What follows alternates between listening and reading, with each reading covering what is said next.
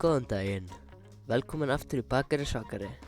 Í dag er ég, Matthías, að baka kókoskúlur með uppskrift frá Þórdísi frænku minni.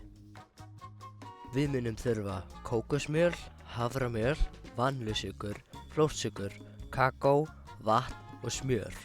Svo finnst mér líka gott að nota kaffi og ég mun láta vita þegar maður er að setja það í. Það fyrsta sem við ætlum að gera er að setja 3 dl af haframjöli innan í skáluna. Svo er það 1,5 dl flórsykur og hvað hljóma skringilega.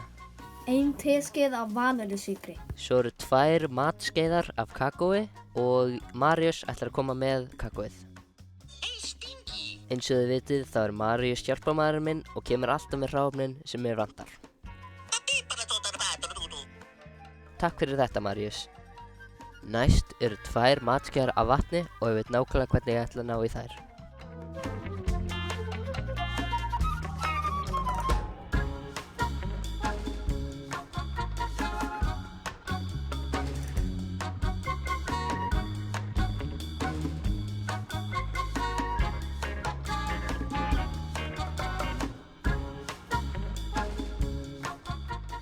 Poppum þetta í örbylgjuofninn og við erum good to go.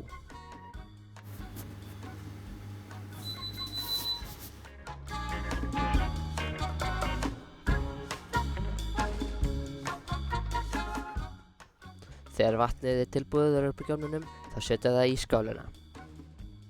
Næsta skref er að blanda öllu sem við erum búin að setja með sleif þangað til að það er allt orðið nokkuð eins sama lit og það er ekki margir klumpar. Ef þið viljið setja kaffið núna, þá setjið 2 teskeiðar og haldið áfram að blanda. Núna á blandan að líta út einhvern veginn svona og næst ætlum við að setja 100 g af smjöri. Uss, fy, blæ, ógeðslegt. Fyrir hreinlæti þá er mjög mikilvægt að þvo sér hendurnar fyrir næsta skref. Núna þegar smjörið er komið í og við erum búin að þvo okkur hendurnar, þá ætlum við að blanda með höndunum. Núna ætla Kivitasa að taka yfir. Takk fyrir þetta, Kivitasa. Næst í fréttum, samþykkt að fjölga lögreglumönnum. Ríkisstjórnin hefur samþykkt tillögu dómsmálaráðherra að stöðugildum innan lögreglu, það er svo skrítið orð. Lögregla þýðir sama hlutur. Allavega, þegar degið er orðið að einum stórum klumpi, þá veit maður þessu tilbúið. Þá ætlum við að ná í 2 diska og ná í 1,5 dl af kókosmjöli. Mér fannst 1,5 vera svolítið of mikið, svo það er alveg nóg að gera bara 1 dl. Svo ætlum við að rúlla þeim í kúlur. Og hvað Marius verður stoltur af mér.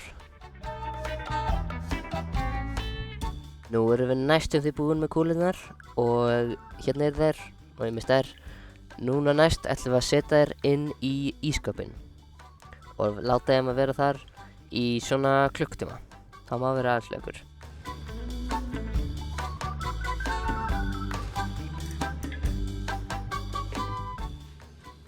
Nú er klukkutími liðinn hjá mér og þær eru tilbúnar.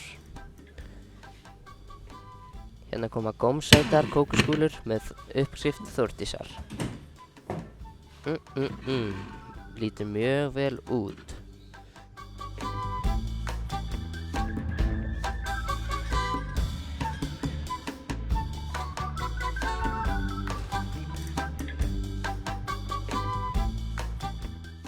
Takk fyrir að horfa á Bakari Svakari með Matta og vonandi horfa á næsta þátt þar sem ég baka key lime pie köku frá mömmu sem alltaf virkar. Bless bless.